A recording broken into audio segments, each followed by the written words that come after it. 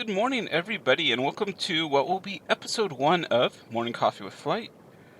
And today this is being recorded on November 22nd, 2023. This is the day right before Thanksgiving, so happy Thanksgiving. Today's episode, I think we're going to talk about a book I'm reading with a book club I'm doing. And it's called, let's see, what is it called? It's called The Rise and Triumph of the Modern Self, right? And it's by this guy called Carl Truman. And Carl Truman is, I guess he's just like a historian and theologian, and he's a member of the Orthodox Presbyterian Church. And I have no idea what the Orthodox Presbyterian Church is. I'm assuming it's just Orthodoxy, right? Because Orthodoxy, it's kind of like a new fad in certain corners of the internet right now. So I'm assuming it's that orthodoxy, but I actually don't know. So I don't know anything about this guy or about this book or about his particular branch of Christianity, which is actually the way I like it for going into a book, because I find that the less I know, the more I am able to actually just listen to what is being said, and the fewer kind of like prejudices I am bringing to the book. That's what we're doing. So that's what my book club is doing. We just started the book, and we just got through chapter two. So we're pretty early on. I don't even know how many chapters there are, but we're pretty early on in the book. So it hasn't really gotten into it too much. So basically, right now it's just talking about like the different like cultural like developments, right? So he talks a little bit about like pre-Christian with like how pagans saw the world, where you're saying like, oh well, the pagans found like the ethical order and like the social order came from like just fate, right? And then he was saying, well, like the theists got their kind of like ethical order and social order from faith, right? And divine revelation and trying to like act trying to get your character to kind of like be in line with God's character, right? So, and then he's very not happy about our ethic, right? Which what he sees as like the modern ethic, right? Where that's basically, um, how does he say? He kind of says it's like subjectivism for everybody, but yourself, right? So he'll say things like, well, people today believe that there's no such thing as morality, but they believe in their own morality, but they believe everybody else's morality is kind of subjective, right?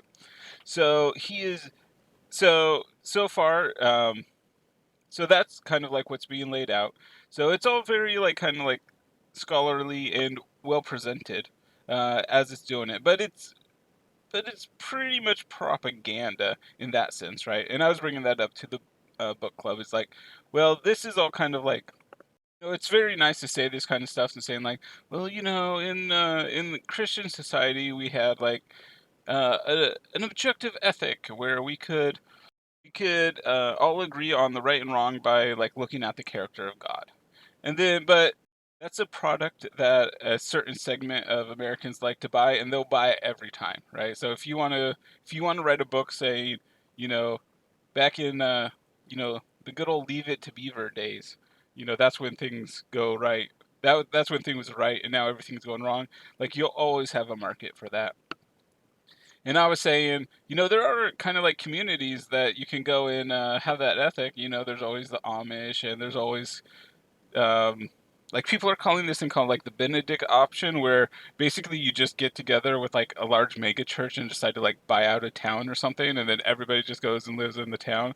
So there are options. Like if you really like want to live in this ethic, like what is being like portrayed here, like there's totally options for it. And I was just like, for me, no way am I going to live in these towns, right? Like, that's just not going to happen. So that was kind of like my point. I kind of brought that up, and it was well received. Like everybody was like, "Yeah, I mean, you got a point there." But we'll see. But also, I was saying like it's very early in the book, right? So, and you don't want to. So at this point, it's unfair for me to just kind of lump him into like someone who's just selling like a conservative fantasy, right? Because because a lot of the buzzwords he's using is definitely like making me think that he's selling a conservative fantasy, right? But like I said just a moment ago, that the less prejudice you can have going into the book, the more you can actually hear the author and what he's trying to say. So obviously, you can see that I have quite a few prejudices in this area, but I'll try to keep it. But I try and keep it to a minimum, and I'll try to keep an open mind as we're reading through this book. But it's always good to get a perspective into what's popular and what's moving people. So that's one of the things I wanted to talk about.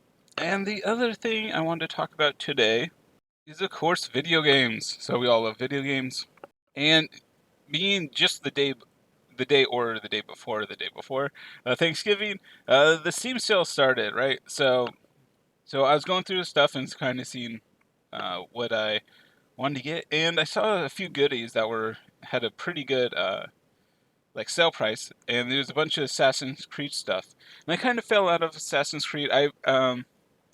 I played the PlayStation 3 ones, like the first one, the second one, and the third one. And I really loved the second one, the Ezio. So Ezio had like 3 installments, and I thought all those were just absolutely wonderful. They were just such great games. But the first one was kind of okay, and I didn't really like the third one. And I ended up buying like Syndicate that came out for the PlayStation 4, and that one was I thought it was pretty good, but not like really great. So I kind of fell out of Assassin's Creed kind of thing, like following them, right, and getting their games. But with the Super Sale, I decided, hey, why not pick it up? So I picked up Odyssey and Origins, and I think I'll try. And I think maybe in the months to come, I'll try and maybe play through the Assassin's Creeds in like chronological order. I think that could be fun, and it could give me a chance to like get back into all of that. So I went ahead and purchased those. They're really cheap. They're like $10. So even if it turns out to be a bad game, I'm not going to be too bad about it. And the other one I picked up was Fallout New Vegas. So I've heard great things about that. And I've always wanted to love Fallout. So the only Fallout I played was I picked up Fallout 4 for the PlayStation 4, and I did not like it. I thought it was not a very good game. Even though I really wanted to like it, I was hoping I'd have like a kind of like Skyrim experience, but I just didn't. I thought it was. I won't go through. I won't try and give like a review here, but we'll just say I didn't like it, and I didn't actually stick with it all that long, and it kind of put me off to Fallout in general. But I've heard that Fallout New Vegas is like the best of the best. I've heard it can be buggy, so I'm hoping it's not buggy. But as long as there's no bugs, and I'm hoping that it can like awaken my interest in the Fallout series, because I think the Fallout series, it sounds like it has a lot of potential, even if it hasn't worked out for me yet. So I think that should do it. That's probably enough conversation around one morning. So thank you very much for listening, and I hope you enjoyed it. And have a great day. And happy Thanksgiving whenever you're actually listening to this.